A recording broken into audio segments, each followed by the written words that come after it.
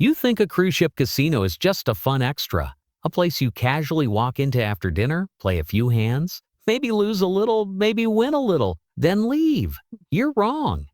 Cruise ship casinos are not designed like land casinos. They do not follow the same rules. And if you treat them the same way, you will quietly lose more money, more time, and more leverage than you realize. And the worst part, most of the damage happens before you even place your first bet. If you skip what I'm about to show you, you won't just gamble badly. You'll miss free perks you already qualified for. You'll get tracked in ways you didn't understand. And you'll make normal decisions that permanently lock you into worse odds for the rest of the cruise. But if you follow this step by step, phase by phase, you'll walk into the casino calmer, smarter, and with control most passengers never have. This is part 1 of what I wish I knew about cruise ship casinos before I sailed.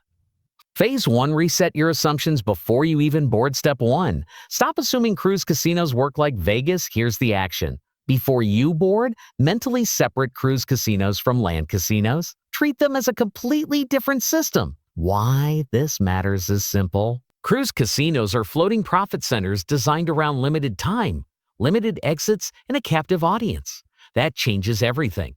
Odds, comps, pressure, and player behavior. If you skip this mindset shift, you'll rely on instincts that are wrong at sea, you'll chase losses longer, you'll assume a fair play, and you'll miss the signals that the casino is nudging you to stay longer than planned. Pro tip most people never hear. Cruise casinos are optimized for short-term play, not long sessions. They want you to feel close to winning quickly, not grind slowly like Vegas pros do. Step 2. Understand why casinos are placed where they are. Your action here is awareness. Notice where the casino sits on the ship and when it's open. This matters because cruise casinos are intentionally placed in high-traffic pathways between dinner, shows, and bars. You're meant to pass through it, not seek it out. If you ignore this, you'll underestimate how often you're being pulled back in. Just walk through 5 times a night and sit down without planning. Insider detail. Casinos are closed in port not because of courtesy, but because of maritime laws. That closure creates pent-up demand, which explodes once the ship sails. That first night at sea is the most dangerous night for impulsive losses. So it is. Phase 2 setup before your first bet. Step 3. Decide your casino identity before you arrive. Here's the action. Before sailing, decide whether you are a casual player, a perks hunter, or a strict entertainment gambler. Why this matters is tracking. Do not start on the newest, loudest, flashing slot machines. Why this matters? Those machines are often set with tighter payout cycles early in a voyage, especially on sea days. If you skip this, you'll burn through your budget fast and assume you're unlucky. Pro tip. Slightly older machines near the edges of the casino often have looser play patterns because they rely on regulars, not impulse clicks. Step 6. Choose games that match cruise pacing, not casino hype. Here's the action. Pick games you can step away from easily. This matters because cruise schedules interrupt play constantly. Announcements, dinners, excursions, shows.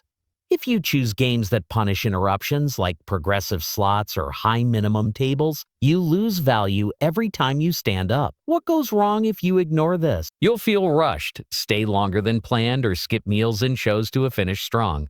Insider detail. Blackjack tables with flexible minimums are your best control point on most ships. Phase 4 time management is money management. Step 7. Never gamble tired or post-show your action.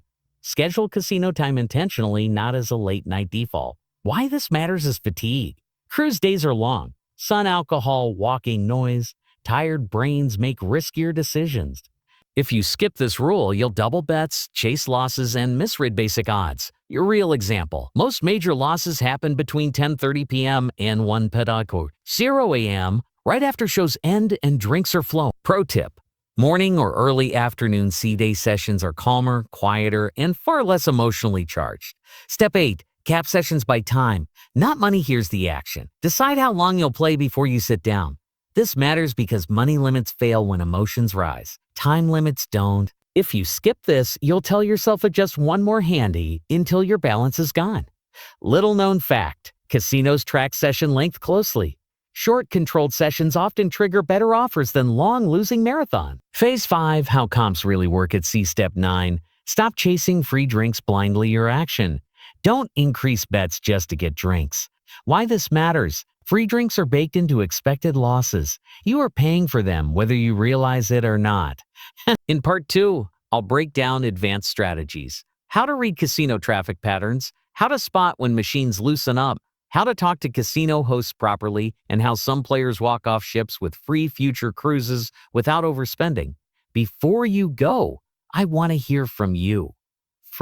Have you ever played in a cruise ship casino? Did you win, lose, or feel like the system was stacked in ways you couldn't explain?